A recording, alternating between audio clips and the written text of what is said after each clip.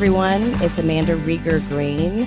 Welcome to Soul Sessions. I have an exceptional guest today that I am eager to share with you, Steven Forrest. Welcome, Steven. Thank you. It's good to be here. It's great to connect with you virtually. Steven Forrest is an American astrologer, writer, and lecturer. He is the author of nearly a dozen astrological books and one of the founders of the School of Evolutionary Astrology. Some of his books include The Inner Sky, The Changing Sky, The Night Speaks, The Book of Pluto, one of my favorites, Yesterday's Sky, Astrology and Reincarnation. But also, apart from his body of work and involvement in various scientific and academic institutions, astrological groups, he also gets a tremendous amount of praise from the pop culture arena. So I want to make note of that. And I actually want to quote a couple of notable pop culture folks who have commentary on Steven that I think that resonate deeply with me. Sting says that Steven manages to disarm the skeptic as well as debunk the charlatan that surrounds popular astrology with language that is intelligent, cogent, and poetic. Oprah Magazine has described Steven as stopping the blame game in its tracks. We're warriors fulfilling our turbulent evolutionary path. And one other quote that I love because it really resonates with me is from Robert Downey Jr. I marvel at the accuracy of Steven's readings. He insists that nothing is so grave as to be beyond repair, and correspondingly, that there is no rainbow that won't be evaporated by poor judgment in the now. So high praise and acclaims, but you also get them from me. Welcome, Steven, again. And I'm excited to introduce you to our listeners, but also reintroduce you to those who have been touched by your work and your writing and your teachings. One of the things I want to start with is your very first book in, was it 1984, 1986, 1984? 84. The Inner Sky. I've got my copy here. It's dog-eared, well-loved and read. What I find incredible is I feel like you set the stage with this book for your work in evolutionary astrology. And the quote on the front of the book says, "The stars are only the beginning. Here is your guide to the universe of potential within us all." And I know this was 1984.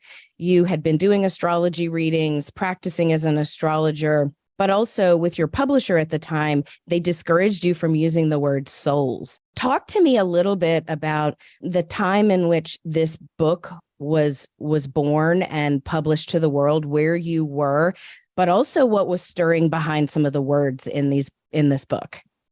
Yes. Well, that's a big question. It is a big question.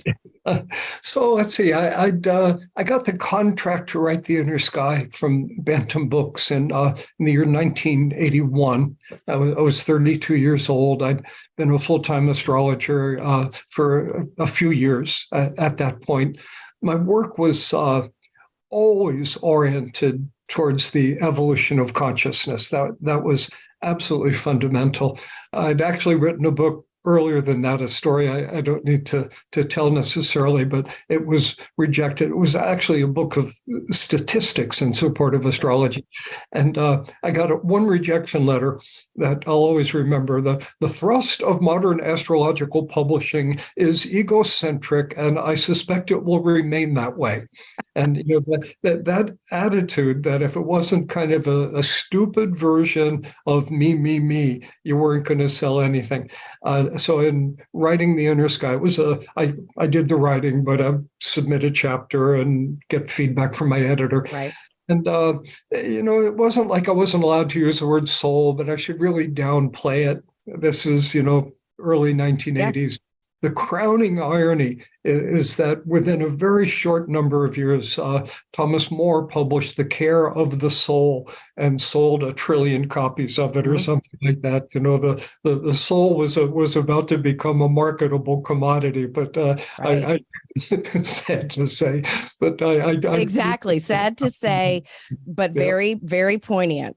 Yeah, exactly. And so I was proud of The Inner Sky, and point of tremendous marvel and gratitude for me now is that here, many, many years later, that book came out, so almost 50 years ago now. If I were to rewrite it today, I wouldn't change much.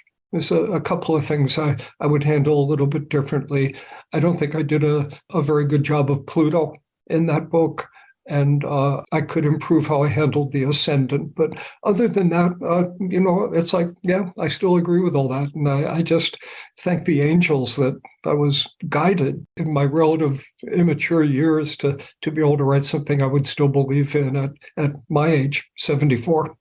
Absolutely. Thank you for sharing, because I reference it, and not so much that I don't know or understand the characteristics and attributes around the planets and their personalities, the house systems, the interplay between that.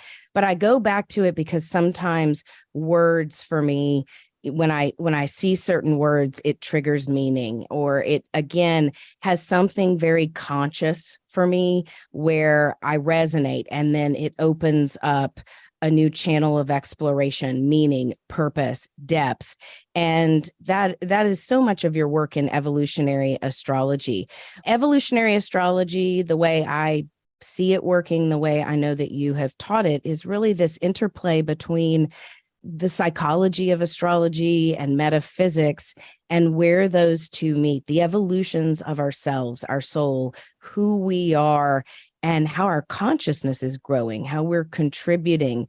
I feel like that was already happening early on for you. And that's why I highlighted what's written on the front of the book, because to me, that already feels evolutionary. And it was a different voice in astrology coming through that was so needed, or, people were hungry for that at the time. But will you talk a little bit about evolutionary astrology? And we'll backtrack into the birth chart and our planets at the moment of birth. But I want to talk about evolutionary astrology first, and why that has become such an innate part of your voice and your teaching.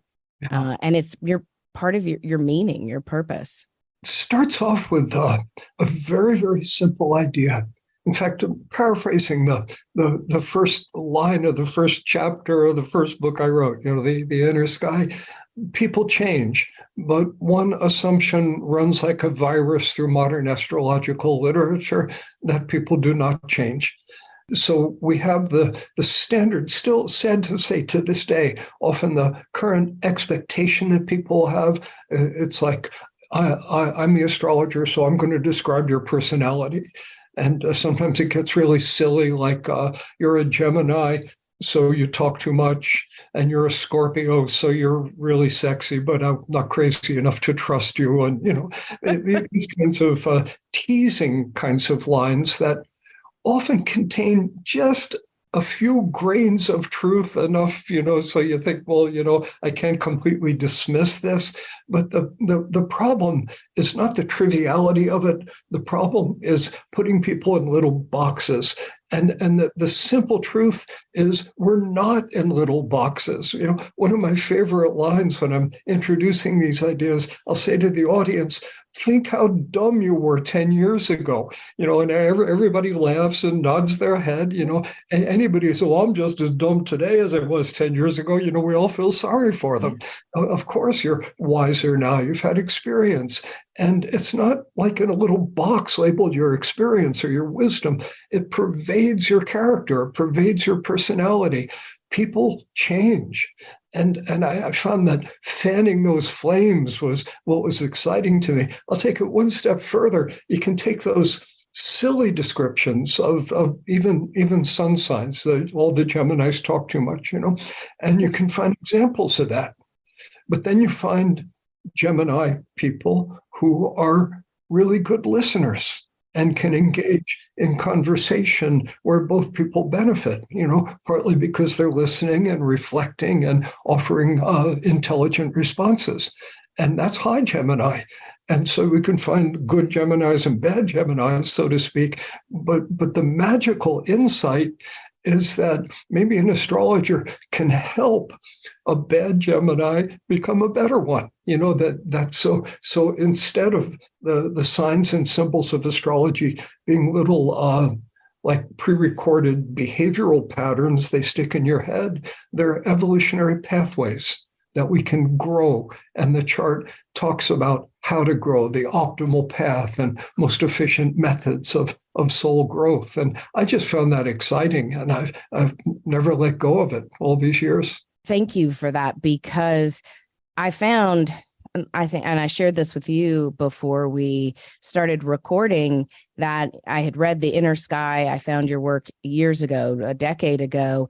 And then I ended up ordering my Inner Sky report, right? And I have given that as a gift to so many people, my half siblings. I've given it as a gift because when I got the report, and this is a birth chart report, a natal report that essentially describes the placement of the planets, their house position at the time of your birth, but it is deeply psychological. It delves into something that's evolutionary. How can I learn from this? What attributes do I get to harness, and which ones do I get to struggle with and cultivate and heal? And I have read that report, and I go back to it probably once or twice a year just to remind myself of parts of how I operate, how I function psychologically, because that's what I began to understand, is that astrology is so psychological for me. And yes, you have the scientific aspects and the astronomy, and we can talk about quantum mechanics and how things work, but there is the psychology to it that also goes to the evolutionary space of delving into the metaphysics, where it would pierce my soul. And I remember specifically, for me personally, my Mercury is in Scorpio. It's in the 5th house. And there is a line in my report that describes that. And it says that I enjoy a repartee with a quick-witted raconteurs, whether they're sitting across the table from me or floating off the printed page. Make sure I don't miss the bliss of pushing my intelligence towards its limits, or else all that energy will dissipate into a blither of vacuous words. And the words were transcendent for me, but they were poignant and they were tangible and literal. And I could point back to experiences where I had, diminished my creativity and fun through my, in diminishing my intelligence, or all of the insecurities that arise for many of us around I'm not smart enough or worthy, any of those dialogues that we have in our minds. But I recognize, for me, intelligence is something fun. It's playful. It lights my fire. And also, I could find poetry through the written word or dialogues with people that enriched me. And that described what lit my fire intellectually and inside my body. And those kinds of descriptions for me helped me better understand myself. And that's what I want to share with our listeners is, if you're new to astrology, if you have been in the world of astrology, using all of its capabilities and tools to help you grow and evolve yourself, it's ever changing and evolving. But I encourage you to start beginning to dive into your birth astrology, your natal astrology. And this report is one of the ways that you can do that. And it's on your website, Stephen. You can get that report. Forrestastrology.com. Yes.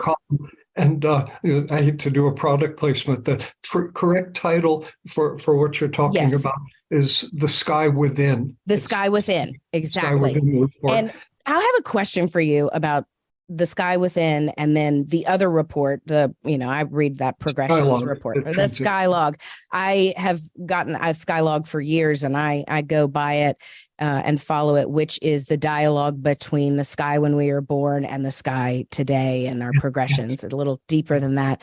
But I have a question for you, because one of the things that fascinates me is in creating that report that we can go in, generate, and get pretty promptly.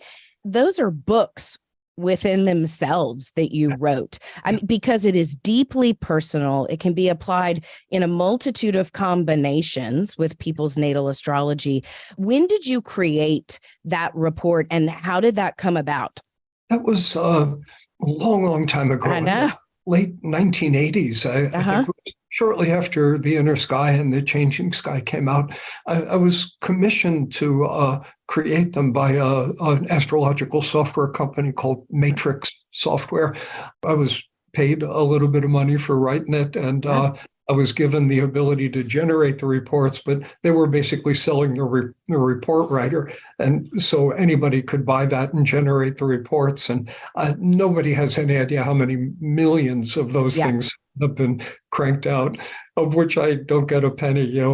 I know, and that's why I just want to give you, some energetic credit for this, because I have a lot of reverence for the amount of work that goes into that report, and then also, the progressions report, which I've used for a long time. Will you talk a little bit about our natal charts, our birth charts, and then the sky today, about progressive astrology, and explain that to our listeners so they understand the difference?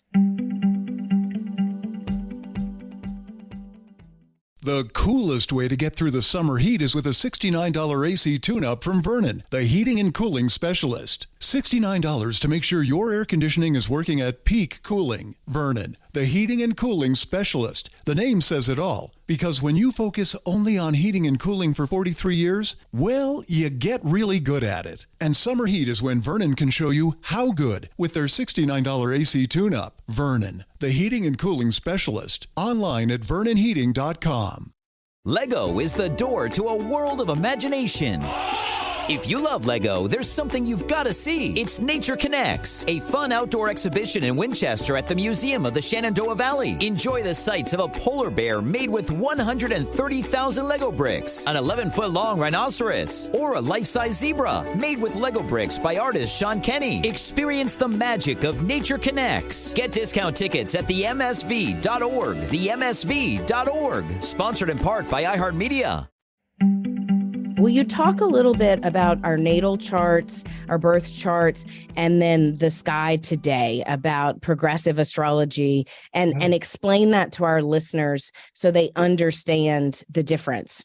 So the basic document of astrology, the birth chart, it's a map of the sky at the instant you took your first breath from the perspective of where you were born. So something might be rising, something might be at the high noon point. So there it is, that map of the sky.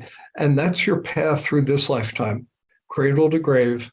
I often think of it as the route prediction. It's like we can get some sense of, I don't want to say we can see your future as if it were all fixed, but we can see that certain possibilities and certain questions are going to be in your face over and over again in this lifetime. And your answers, your responses can improve, and we can help you with all that just through a meditation upon that map of the sky.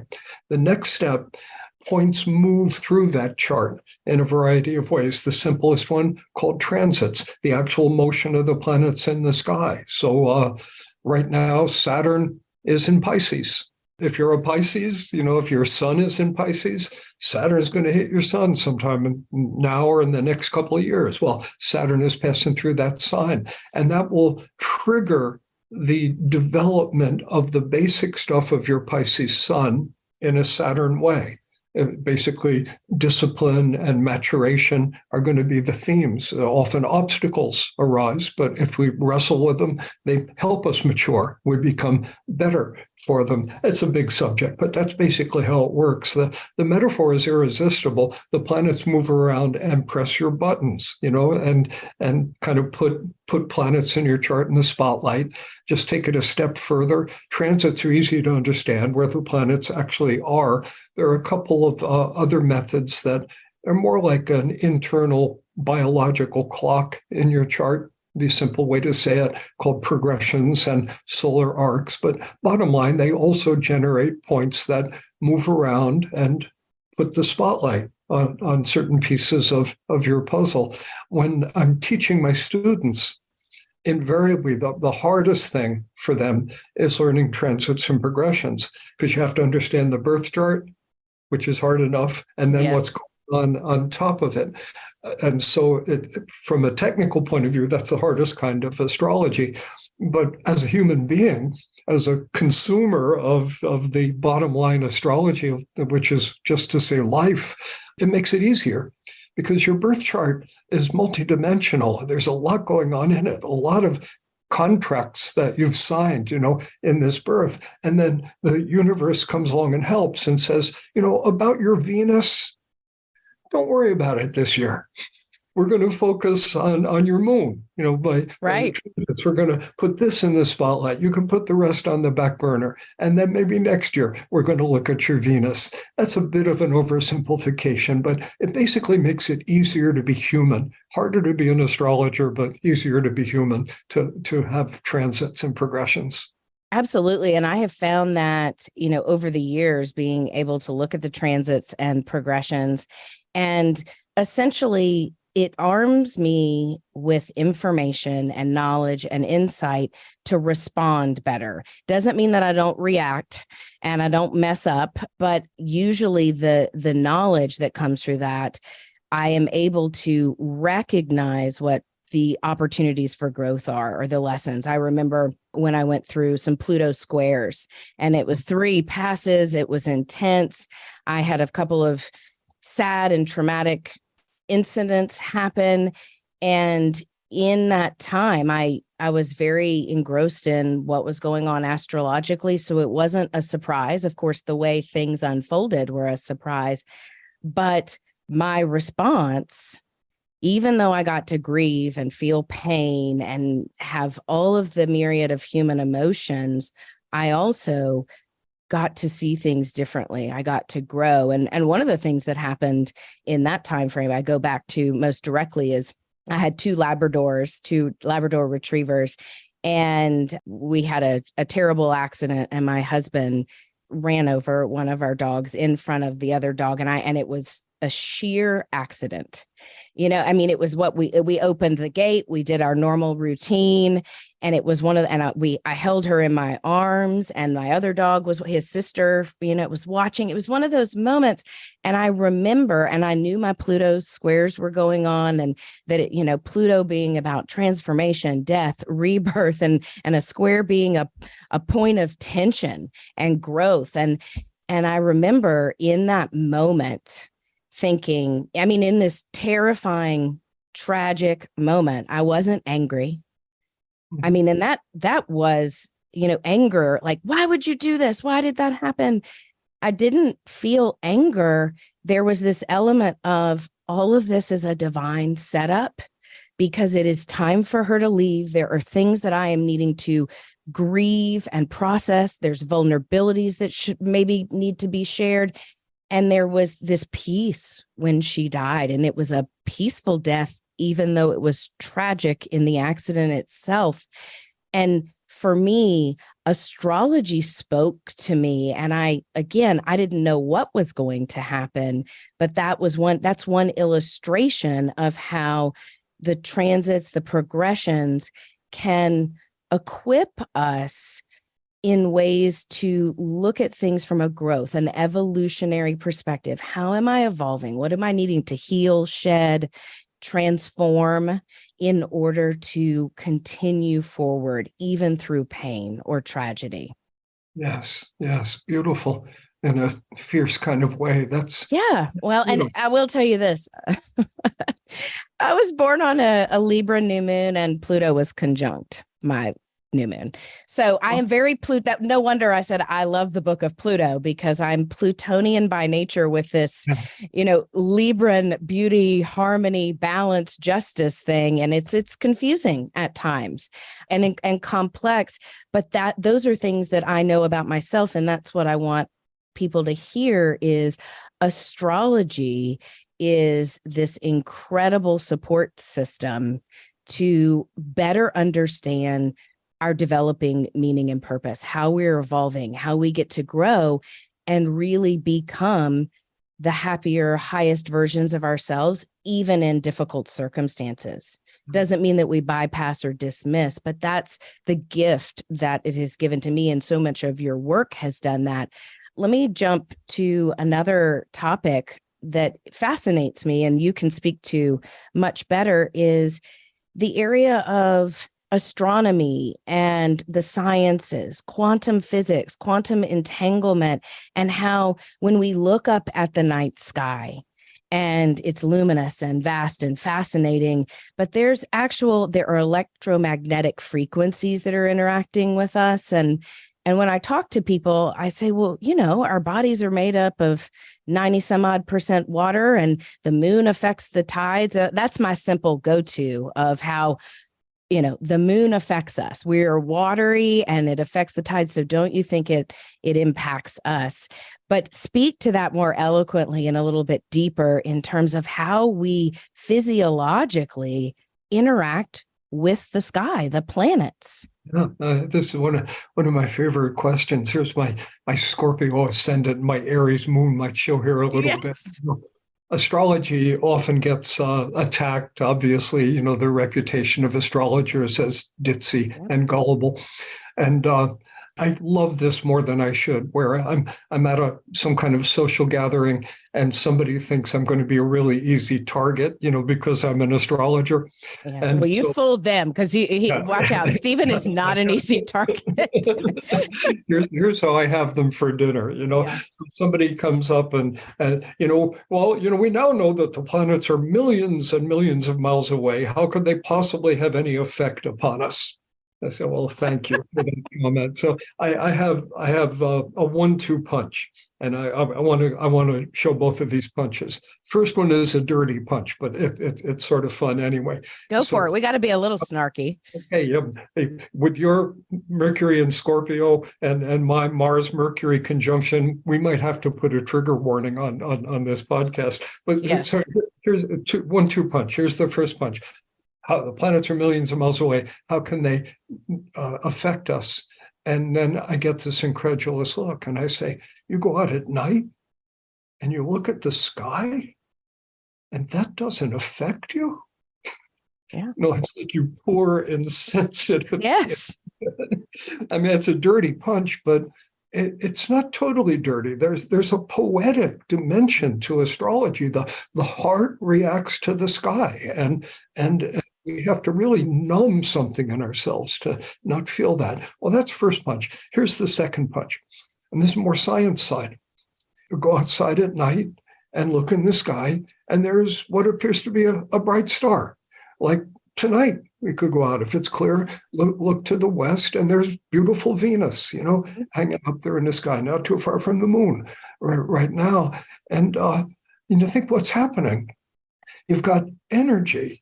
And I'm talking electromagnetic energy, not hippie energy, but electromagnetic energy.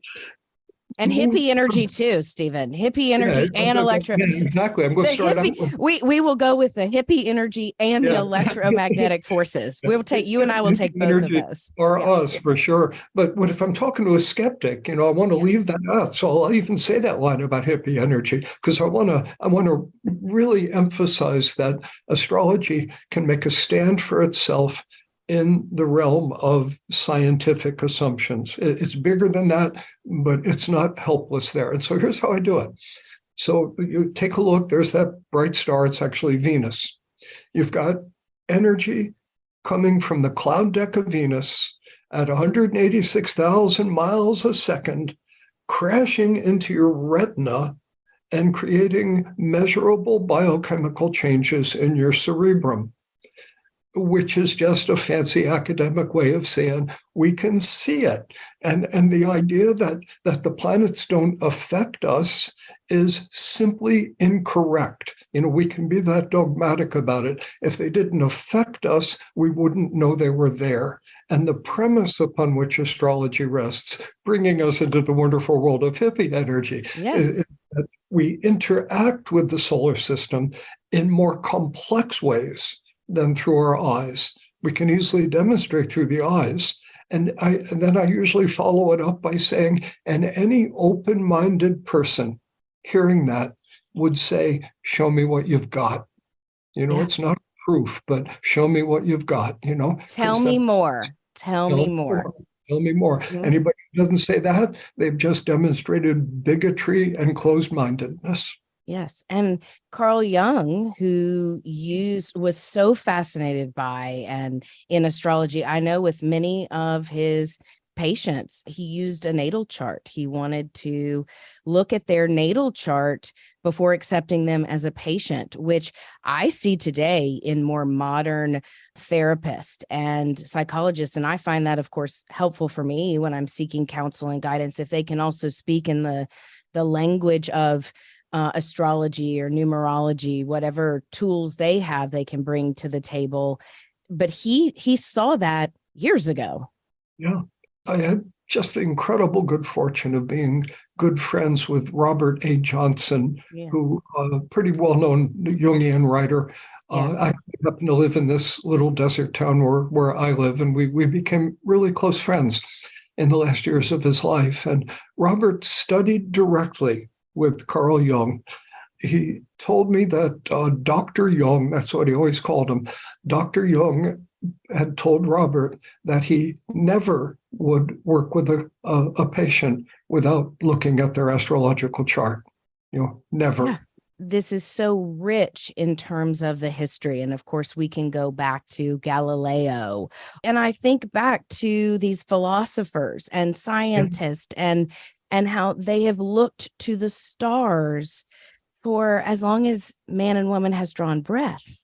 The night sky, and intertwining the science with the soul, with consciousness, with our path of growth, our evolution, brings this course of study together so poignantly, but also relatably for me, because I get evidence, and then I get to look at the evidence in my life when I see when a big transit is coming or there's a shift. I can make correlations, and if it's a positive one and I miss the mark, if I've got a Jupiter transit and as we all look at it and say, you got to meet the universe a little bit of the way. You've got to take the leap of faith and have that faith over fear. And then you may get the reward, the recognition, whatever Jupiter is expanding or touching at the time.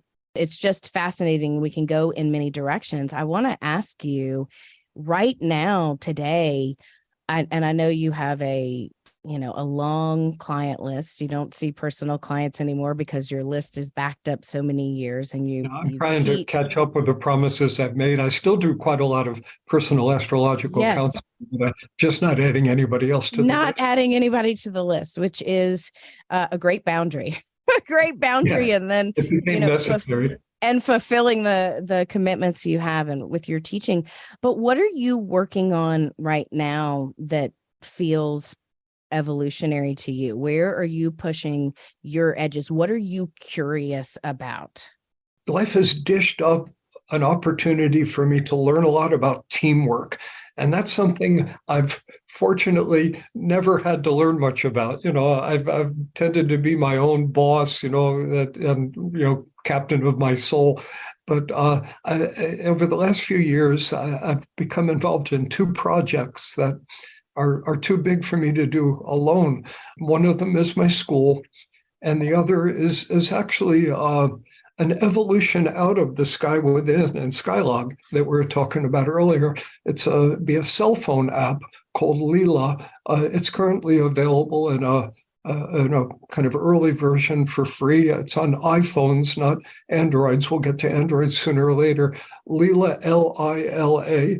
Relate deeper, and you can go right to the app, and it basically we'll analyze a birth chart. It'll look at the current transits. We're adding a thing about relationships, how to help a given relationship. It's quite elaborate. I've been working on it for 5 years, and it's way beyond my own. I'm doing the writing, but it's the computer side of it is way beyond me. So teamwork, and then my school, the Forrest Center for Evolutionary Astrology, another product placement, forrestastrology.center. Not .com, but .center gets people there, and we've got a couple hundred people enrolled, and it's a 3 or 4 year program, depending how fast people want to go, all online.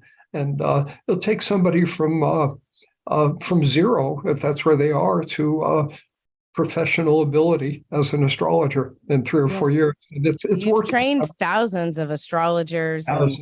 and equipping people with the tools and the knowledge and the insights to be able to support others in this. And I just was curious, and of course, I'm eager now to check out this app, but excited to hear that you're working on it. And I, again, very much respect that you've been working on it for years because of these reports that you created. I have a lot of reverence for the attention to detail and the thoughtfulness and accuracy in which, the standard you hold. And so I'm wanting to share all of these resources with people so they know at whatever level they're coming in, you offer a multitude of places for people to feel supported and to learn and expand enrich their curiosities as well as their selves. Go anywhere in a reliable Toyota SUV, complete with the tech you need for any adventure. Like a RAV4, with available panoramic view monitoring, giving you more visibility than ever before. Or check out a Highlander, available in hybrids to combine efficiency and all the space you need. Or a Venza, available with a 12.3-inch touchscreen and premium sound system. Choose your Toyota SUV today. Visit buyatoyota.com for more, and let's go places. Have you ever covered a carpet stain with a rug? Ignored a leaky faucet? Pretended your half-painted living room is supposed to look like that? Well, you're not alone. We've all got unfinished home projects, but there's an easier way. Thumbtack is the app that makes it easier to care for your home. Pull out your phone, and in just a few taps, search, chat, and book highly rated pros right in your neighborhood. Download Thumbtack and start caring for your home the easier way. With astrology and metaphysics, and I want to talk a little bit about the hippie side of things and consciousness and energy. For me, astrology has been a massive gateway into the development of my intuition, my psychic abilities, trusting my voice, my truth, because when I have the better knowledge about who I am or why I might behave the way I do, then I become clearer in my obstacles or my brilliant attributes, whatever that may be.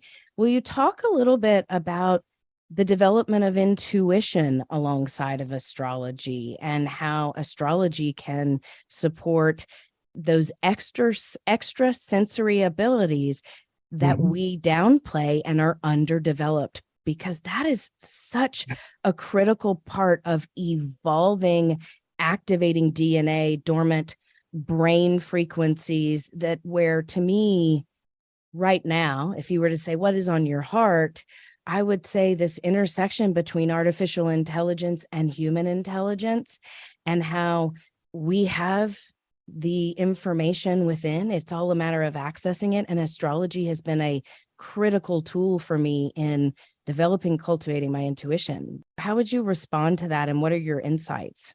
It's again a big subject. Yeah. I want to start off by saying this was more true some years ago than it is today, fortunately. But when astrology was a little more dubious in people's minds, our star is rising.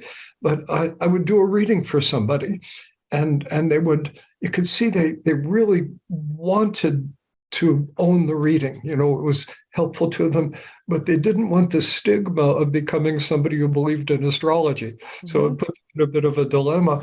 And I would get this happened many times, this kind of conspiratorial glance from the client. It's like, you're pretty psychic, aren't you? And, and I could see the trap. It's like they wanted me to say that so they could dismiss astrology, but still own the reading. And I wasn't going to fall for that trap. So I said, no, No. And I guess, we're all a little psychic, but I've had enough bizarrely psychic experiences that where I'd generate a metaphor in my mind, some random image to get something across. And Like the most dramatic one, God was hitting me over the head with this. I had to invent hypothetically, the last four letters of somebody's social security number, and the person might eyed, and my social security number's in my chart. It's like and I'm really not trying to toot my horn. I don't experience myself every day as a psychic. I experience myself as a good astrologer. Like most humans, I've had some amazing, miraculous moments, but I can conjure them up at will and pick the horse that's going to win the race, or that's not something I can do. But I've come to realize that as we study astrology, we're somehow putting our consciousness in harmony with the basic structure of the universe, because the basic structure of the universe, at least as it's reflected in human consciousness, is astrological. And that when we do that, when we practice that meditation over many years of studying and practicing astrology, we do seem to become more psychic. It just seems to be almost like an unintentional and unsung and glorious side effect of the practice of astrology. It does hone your intuition. If you'll give me one more minute, there's one more piece that I would like to put on the table. Back to the initial imagery, you're pretty psychic, somebody's trying to dismiss astrology. Well, here's a response to that. And in fact, it's something you've already brought up. The sky within, report writers, that's purely machine-driven mechanical astrology. That's astrological theory as it can be understood in a logical academic way, applied to specific situations. No room for anything psychic. It's just a machine doing it. And it works. It works like crazy.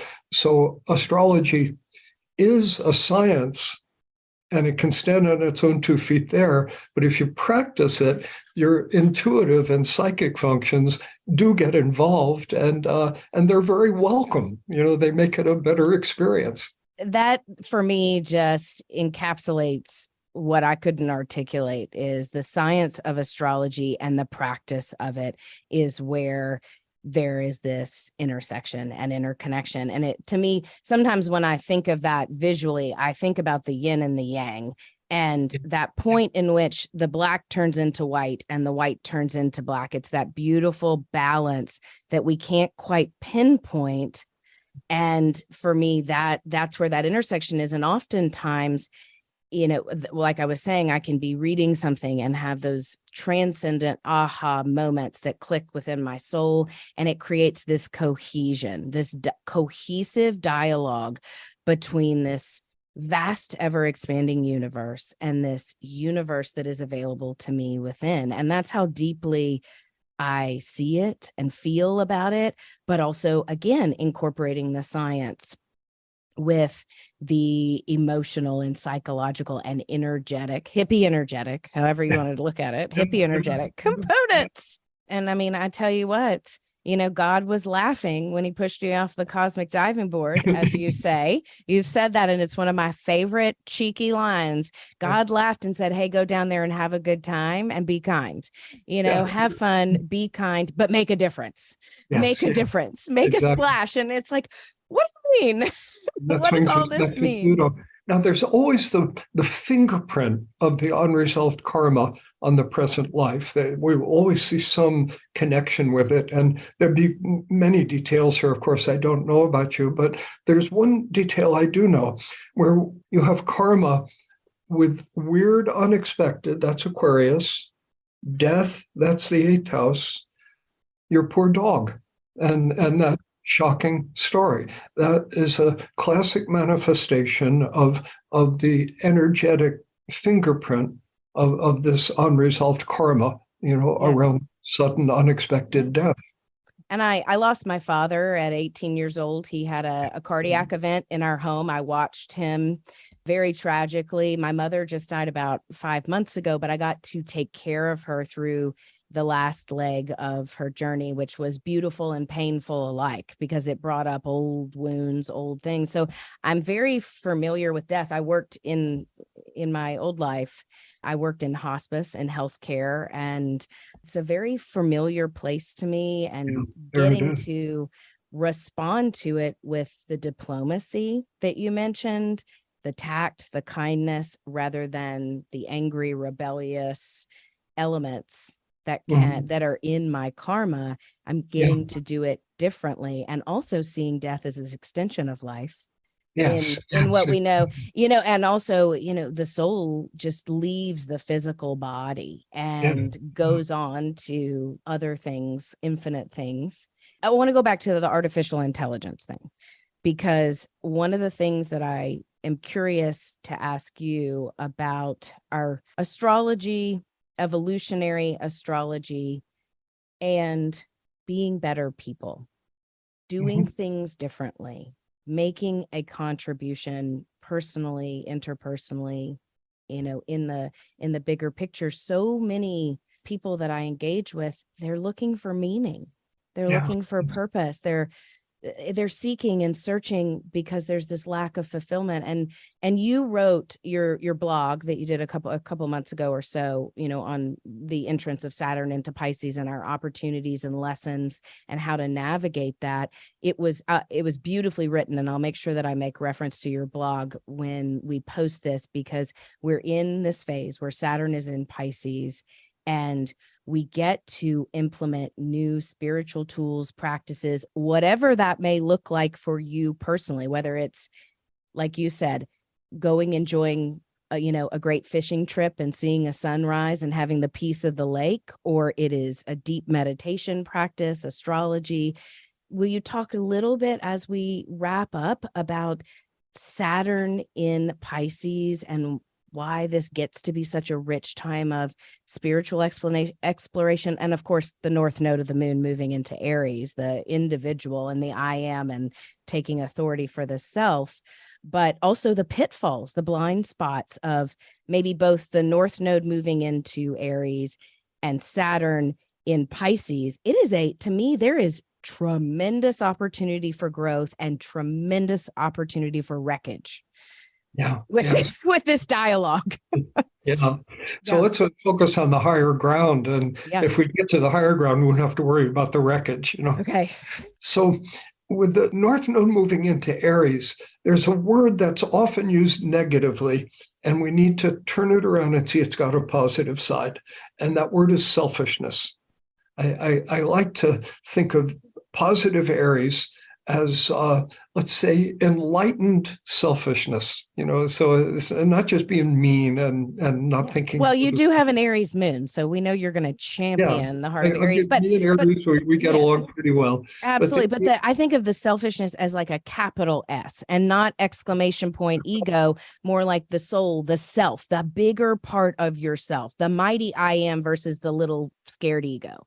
You have a right to live the life you need to live. You have a right to act upon the dictates of your soul. And if others disapprove of that or are sometimes inconvenienced by you being true to your spiritual path, well, that's all right. You can eat that up and still be true to yourself. So that's, in a couple of lines, a healthy response over the next year and a half or so to the Aries North Node. So it's true for everybody. And we're trying to get away from Libra South Node stuff, which a big subject, reduce it to two words: polite dishonesty. Just ready to get rid of that and replace it with this enlightened selfishness. Now, integrating that with Saturn being in Pisces, we could integrate it with a lot of other things, but that's the one you asked for. So Saturn at its best, it likes discipline. It's like, I'm gonna take this seriously. I'm going to do this right. I'm going to do my best. It's motivated now by Pisces. It's in Pisces. And so doing my best in Pisces fashion, which you might say is spiritual fashion. And so I could imagine someone who's aware of awareness, a person who's on the spiritual path, who feels, I need 6 weeks alone on a mountaintop. Remember my soul, to meditate, to be away from the dramas of my life, 6 weeks alone on a mountaintop. And so turn to the family. Gee, I would like to abdicate from all my responsibilities for the next 6 weeks. Oh, and by the way, take a bite out of the family budget so we can afford to be on the mountaintop. See you. And the family, of course, no, no, no, no, no. Yeah. And that's where the enlightened selfishness comes in. It's like, oh, sorry, I'm going to do this. I need to do this. And okay, you're called selfish. Then you get to the mountaintop for 6 weeks. You get to the mountaintop for 6 hours, and you're up there and you're wondering, what am I doing here? This is going to be boring. Because spiritual work is challenging. It's difficult. It's not about becoming this bliss ninny, with a smile on your face for 6 weeks. You're confronting your own soul, and Saturn likes that hard work. And then back to Aries, it takes courage. Aries to do that hard Saturn work. And so somewhere there's a person whose life I've just described, that's the situation. Obviously, that doesn't apply to everybody on the planet, but those principles of being forceful, courageous, and assertive enough to do what you need to do for the care of your own soul. Everybody is ready for a big pulse of spiritual maturation.